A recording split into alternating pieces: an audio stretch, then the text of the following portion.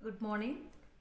In the previous lecture, we discussed discussed in detail about the Compton effect, theory of Compton effect, and its experimental verification, and we derived an expression for Compton shift, and is also experimentally verified. Both are in good agreement with each other. And now in this lecture, we are going to discuss about the concept of matter waves. In the later class, we are going to discuss about the Schrodinger's equation, time independent as well as the time dependent form. Now we'll go now we'll see the topic on concept of matter waves. First, what is meant by matter waves? See, matter is any of the material particle during its motion under suitable condition, a wave is associated with it.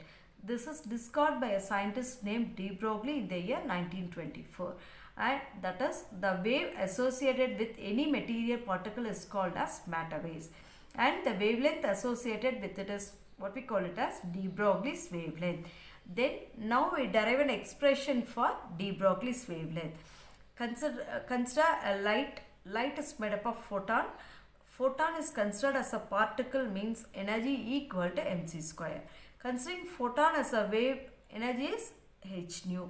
So both are of equal. We equate this E equal to mc square is equal to h nu. We know P is the momentum of the particle, which is a product of mass into velocity. Since we are considering light photon, that's why the particle velocity is considered as m into c here. So P is equal to m into c. We'll keep it as such, and this equation we may write it as h nu. Mc square we may write it as mc into c. So m into c is momentum, p into c. So when you are considering these two terms here, P is equal to h nu divided by this c, we will bring it here. So P is equal to h nu by c. Then we know the expression nu by c. Nu is equal to lambda equal to c by nu, or we may write it as nu is equal to c by lambda we may write. Then lambda is equal to c by nu. So instead of this nu by c, we may write it as 1 by lambda. So P is equal to h into, instead of nu by c, we may write it as 1 by lambda. So P is equal to h by lambda we may write.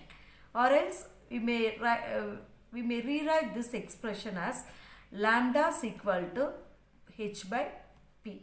Instead of p, we can substitute the value of m into c also. So this is a wavelength associated with a material particle. This is called as de Broglie's wavelength. The expression for de Broglie's wavelength is lambda is equal to h by p.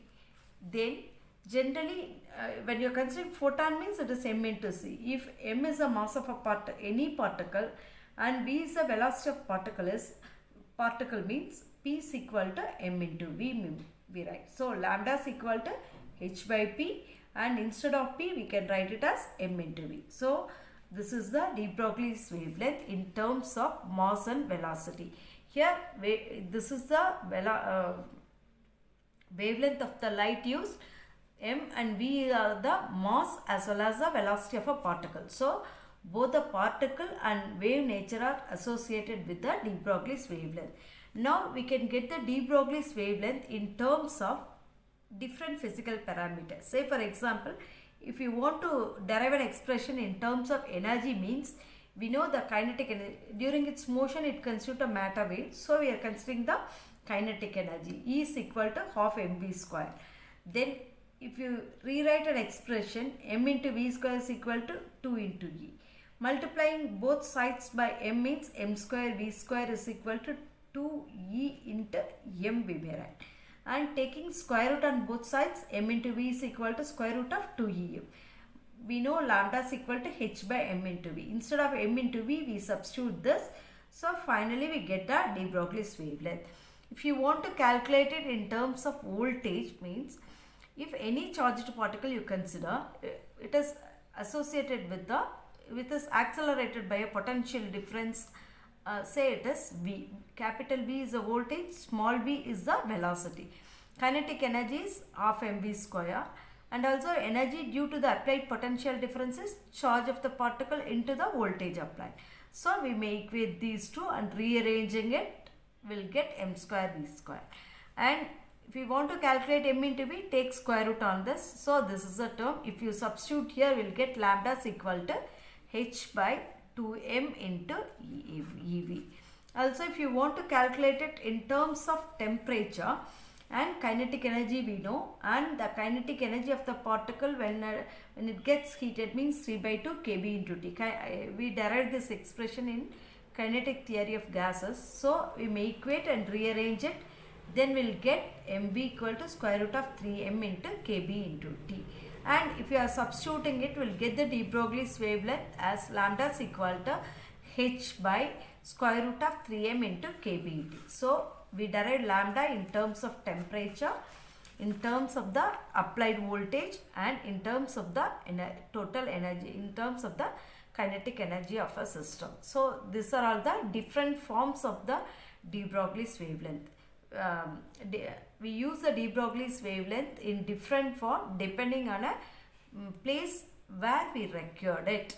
Okay, so this is the different forms of de Broglie's expression we discussed.